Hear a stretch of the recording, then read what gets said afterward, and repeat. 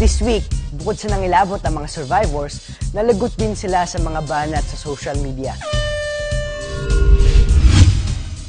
May nag-tweet from Julie Bron 6. Lagot! Maganda at magaling si Lizelle. Plastic lang.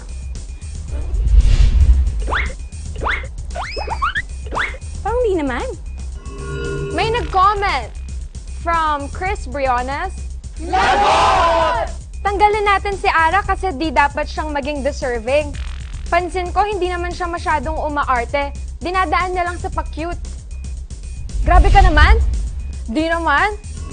May nag-tweet, Bunch Tablet 05. Lagot! Kinaya ko pa ang sampal kay Corinne, pero ang abs ni Avery, OMG.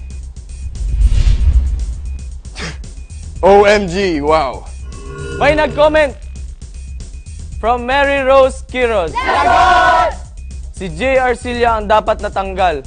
Nakakawalang gana tuloy. May nag-comment from Leia Adriatico. Lagot! Mas gumaganda si Clea pag umiiyak at natatakot. Okay. May nag-comment from Eric Calne. Lagot! Dapat si Ellison ang natanggal. Pananalada pa lang, mayabang na. May nag-tweet from Kian Lanzar. Lagot! Pasok sa market ko tong si Migo. Fresh.